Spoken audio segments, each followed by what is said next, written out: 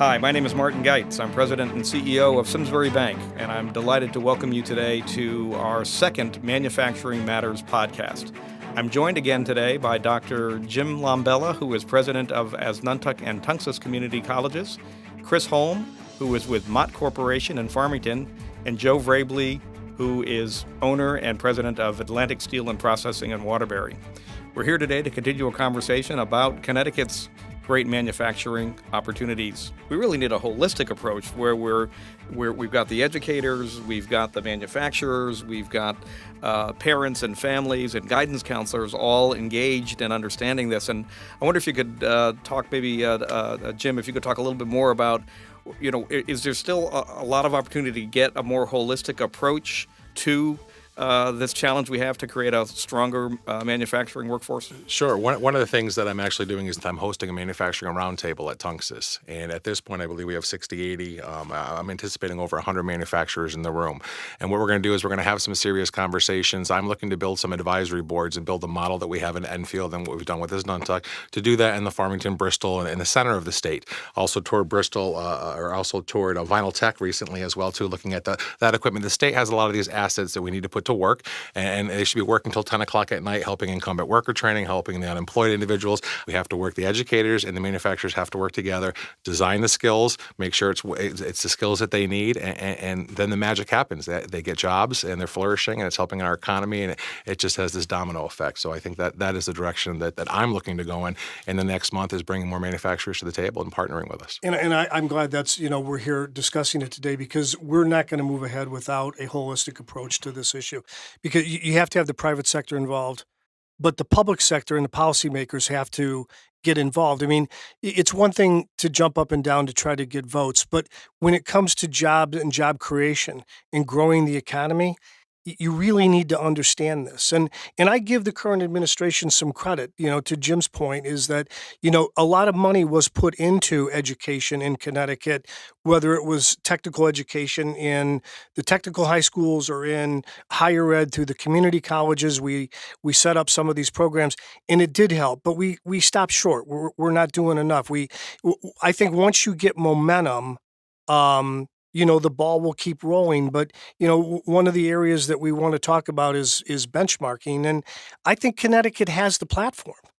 I mean, the technical high school system of 105 years old, several thousands of kids that are involved, 17 different schools. I think we have more trade technologies than we need. I think we should focus on fewer things.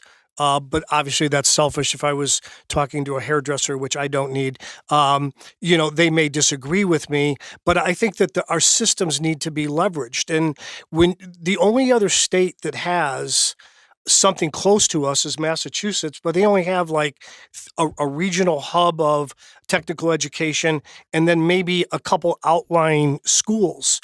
I mean, the longevity of our system, the staying power of our system, what advocacy we do have, we really are out in front, but we have a long way to go. And people say, well, how would you compare us to another state? And I would say you can't. If you want to compare us to Germany. Because in Germany, when you're a manufacturer, you are above scale. You are considered to be an elite person in the workforce. And that's because it's a culture. And, if I could afford to buy those type of cars, it's the best technology in the world. And part of it is, everybody wants to play in the NFL. Right now, everybody wants to be the governor. How many kids want to be in manufacturing? We need to drive that cultural shift that, listen, you go to college because your parents wanted you to, and you graduated with, what's the average, $45,000 of debt, and you're underemployed, and you can't pay the debt back, so you're living at home with your parents. Carl Icahn's buying, aftermarket auto part companies because he sees that we won't even be able to buy our own cars. We're going to have to car share. That's not right. We should be able to get educated, get a decent job, buy a house, buy a car. And our type of jobs in our industry, like Mott, myself, we provide those type of jobs. So a lot of it is you've got to get people like the DECD, the DOL, the private sector, the public sector, the policymakers. But I don't know, like you're here today, Simsbury Bank fostering this. I mean, this has got to take on a life of its own. And that's why I just don't see, unless you're a high-ranking legislator or the governor or vice governor that, really has a passion for education, it all kind of drops down into our silos. Well, one of the things that, again, you've each touched on in some way is the importance of the people who influence our youth to take a particular career path. And Joe, with your company and Chris with yours, I'd be interested in your thoughts about, how do we do even more to influence the guidance counselors, influence the parents, that manufacturing can be a great career opportunity. I think we have great opportunities to bring members of our communities, students, educators, into our environments and demonstrate what's going on, demonstrate what it takes to be successful here. We have put a lot of investment in our intern program, our cooperative student program, and where we have been successful in attracting students is to host faculty, to host families. We have our annual days with our employees, and we encourage them to bring their families. We have demonstrations, especially to their children, of what's going on. So, number one, the children can see their parents really feeling excited about what they do, and we want that to be infectious. And we really like to cultivate our own, because when their children are ready to join our workforce at any level, we want to give them that opportunity. But I think it's part of corporate citizenship, as well as selfishly making sure that our silos are filled. But we do have to establish this corporate citizenship amongst all of us, to your points, that we have to demonstrate the value of life in manufacturing. And it's not just the job, but it's the quality of life. Joe? I know in my area, and I agree with everything you said, it's kind of like self-preservation. I mean, to me, I used to say as a younger business owner that the most important asset you have is your customers. I still believe that's paramount, but the greatest asset you have is your human resource capital. And if you have good people and you take care of them financially and benefits and respect, they will take care of your customers. And so I have a self need to make sure that I'm backfilling the senior nature of my employees as they retire with youth, because if I don't have that, and I've always advocated, if you're not growing, you're shrinking, and if you're shrinking, you're not going to make it. And so I can't sit back and wait for somebody to do something for me. I have to get involved. And so I've gotten involved in education. Sounded, with some of your comments earlier, Dr. Lambella, like you are doing things, as Nantucket and Tunxus are doing things today to regularly really institutionalize communication with guidance counselors, with students, with parents, and to show the opportunities that are available and the wonderful opportunities in manufacturing. I wonder if you could maybe expand a little bit on that. Yeah, absolutely. I think it's part of the community college mission, and part of my personal mission is to make sure that we're helping educate and creating self-sustaining tax-paying citizens and owning a home, just like you talked about, and so forth. I've often said that we need to do a Saks Fifth Avenue marketing campaign, for lack of a better term, and we really need to. One of the biggest impacts, I should say, is, do you all recall the Make It Here campaign and the commercials that were on TV recently, and the jet flying through the air? And it actually sparked interest with a lot of youngsters and with students and so forth. And we need to continue that, and we need to get on the platforms and the media that these young individuals are using. And they're using social media. They're looking at TV. It's not so much a flyer or a poster in the guidance office anymore like it was in my day and age. It truly is. If we're not reaching out and inspiring them and showing them robotics, and Chris, to your point, one of the things I'm going to be asking manufacturers about this month is how many of you in the room are willing to give tours of your modern manufacturing facilities? And we'll schedule tours with parents and guidance counselors and prospective students to go tour the facilities and tour your businesses, because once they get in there and they see, like I said, it's clean rooms, it's robotics, it's touch screens. I watch, and I've done these tours, students' eyes almost become saucers, and they open up and they're like, wow, this is not what I thought manufacturing was. So it's critical we have the tours. It's critical we have the experiential learning learning in the projects where they're actually welding a piece or they're designing it. Our philosophy always is, even with our students in the college, you design it in the classroom. You learn the CAD CAM, the blueprint reading, you design it, then you go to the production floor and you actually produce it. And that hands-on component, and we start off with the older machines so that they learn the foundation of CNC machining. And it's not just about being a button pusher, it's about learning how to troubleshoot, how to do critical thinking when the production line is down or the machine is down. So the students, we're trying to give them that whole piece. So it truly is educators, it's parents, it's a marketing campaign. We need to change the perception and get more people and youngsters interested in manufacturing. And also not just youngsters. We find, our average age is about 27 and a half years old. So we have a lot of workers that suddenly are finding themselves unemployed, and now they want to do a career change because they've heard about manufacturing. And we're doing those tours daily as Nantucket as well, too. So we need to inspire at every level that we can. Well, I think from a skills standpoint, we look for foundation skills, the types of skills that are coming out of our vocational schools, coming out of our community college programs. And, another piece that goes on top of that, which the schools are doing a very good job with, is bringing kids to us, students to us, transitioning professionals to us that have already recognized the importance of continuous learning. Because what we are doing today, we're going to be doing it differently 4 years from now. And those people that are adaptable, those people that, and this probably sounds strange to people when we talk about manufacturing, creativity.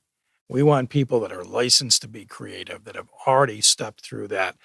Oh, I have a great idea. Let me see if I can bring this to life.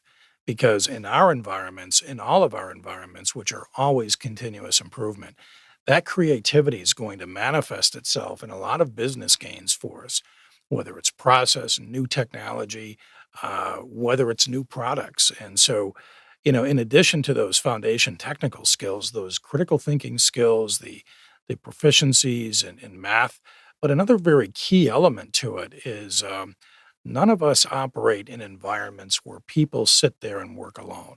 We always collaborate.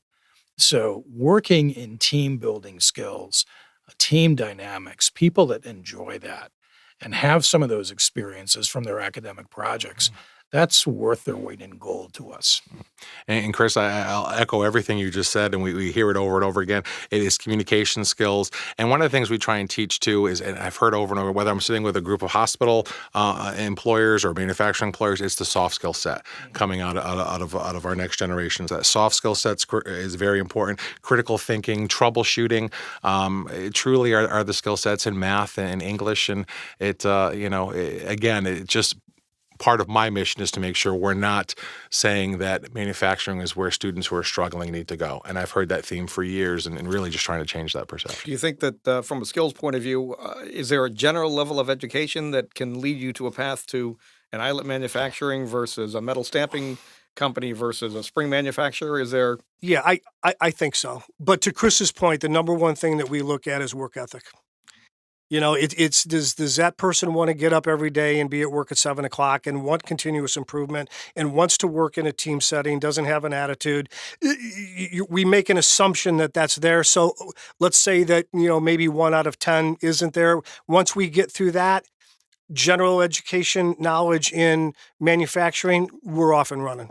Absolutely. And Joe, to your point, I just want to specify, as having the unique perspective of being a president over 2 colleges, Tungus, the Farmington region, and as Nantucket, the Enfield region, I very much am taking your approach, and that's why I'm bringing manufacturers to the table, because as we design the manufacturing center for Tungus, I want a spring machine in there, I want a bending machine, I want a stamping machine specific to that region. One of the other perception issues I think that some people have anyway with the manufacturing industry is that it's predominantly male-dominated.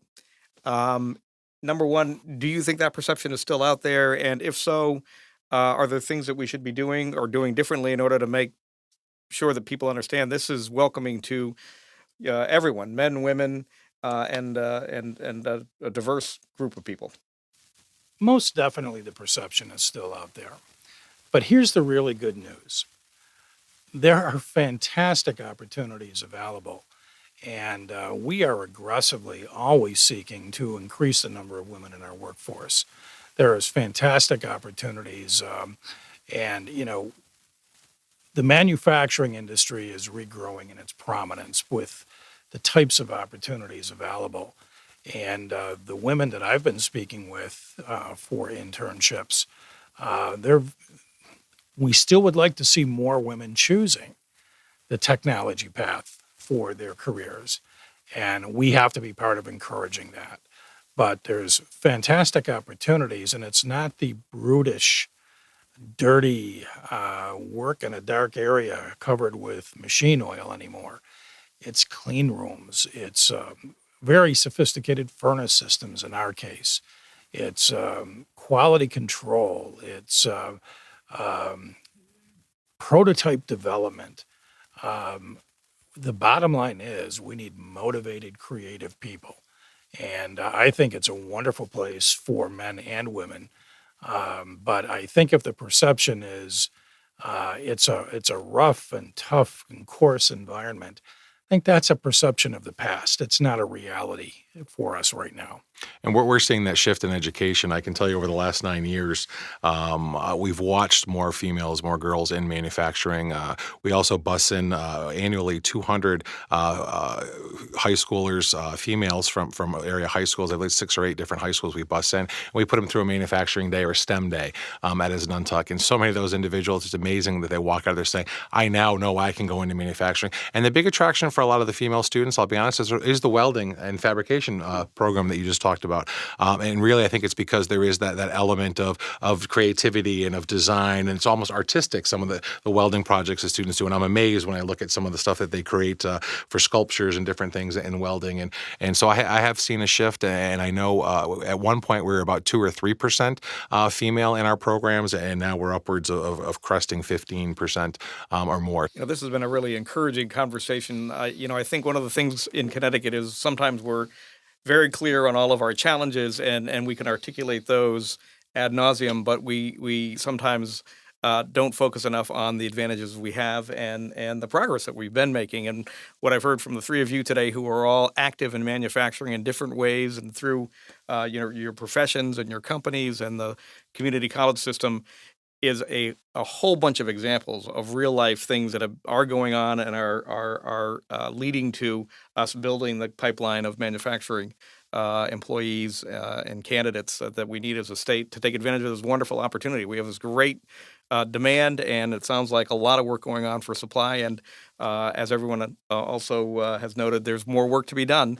But this is truly a case where the glass is half full. We're making good progress, and to be a leader, in the country in education and building a pipeline is really quite remarkable, and something that can just help everyone feel better about and feel good about the progress that we're making in this regard. So I want to, I guess, give one last opportunity, though. We've touched on an awful lot of stuff this afternoon, from supply and demand and perception and skills and training. Was there anything that we missed, anything that anybody wants to add? There's something I always have fun with this topic. I don't think we should forget the heritage and the richness of the state of Connecticut. The fifth state in the United States. To this day, every military button that goes on a uniform, infantryman officer, is made in Waterbury, Connecticut. Waterbury Button Company. It's a brass company. It's been around since the turn of the century. We made the first warship in Essex. We had the first woolen mill and the first steel mill in Connecticut. We made the first sewing machine here in 1846. We made the first clock. We made the first door locks, the mortise door locks. It's now Sergeant Lock, Abba Ossoloy in New Haven. In 1929, Fred Rentschler started UTC. It's been divvied up, but it's still headquarters here today. And most recently, in 1982, the first artificial heart was made in Connecticut. So we have a heritage here and a richness of people that like to make stuff. And that's, at the end of the day, the reason I love manufacturing is I don't want to just sit at a computer and be a day trader in the stock market. I want to watch something being made. Jim? Yeah, so some final thoughts really. As an educator and as a college president, it's so important for me to be aligning individuals where not only jobs are, but careers are. And I think we've all heard about individuals that I think you touched base on a little bit, Joe, when you said that individuals are getting degrees and then they can't find jobs and what they have degrees in and so forth. So it's so important for me to make sure that we're aligning those individuals. And I always say that they're more than jobs, they are careers. And having raised a family myself and having been, like I said, almost 20 years in the private sector in manufacturing, I understand, how it's composed, what it's made of. And the final thought really would be the cost of education. And I've done studies for several years now at Asnuntuck, and I can tell you it costs us to educate a manufacturing student costs $16,000. We bring in tuition from that individual at $8,500. So for every student we enroll, we have to fill that gap of another almost $8,000 from state through appropriations, through our B&I training, being creative to generate our own revenue to do this. And that's where, and I agree with you, I could take my 300 population up right now to 500-600 students, but to bring another 300 students on, you do the math, another $8,000 a piece. I need some additional funding to make this happen, and I think that's where some of these partnerships need to take place. And I'm certainly in Hartford on a regular basis, making sure that our legislators are aware of this as well too. And like I said, I don't want to say the state has not been generous to us. Asnuntuck, very generous. We've built a wonderful thing there. I think we can build more. I think we can do it quickly, but it's gonna take some funding to do that, and we're all aware of the fiscal challenges in the state too. So we've got a few dynamics going on here that are certainly at play. But just going back, I think a wonderful conversation, and I thank each of you today for the conversation, because I'm leaving here also inspired as well. I want to thank the three of you very much for participating in this podcast today. This has been wonderful and educational. Simsbury Bank's interest in manufacturing, candidly, is that banks are nothing more than a reflection of the local economy. Being a local bank focused on Connecticut, we think strongly that the manufacturing opportunities that the state has are just terrific and enormous, and we want to do everything we can to support the manufacturing economy in the state of Connecticut, because it's going to help the economy and it's going to ultimately help us as a bank. So we want to be a great partner to all the folks who are working on this great challenge, and it's just terrific that we're already making great progress in the area. So again, thank you all very much, and see you soon.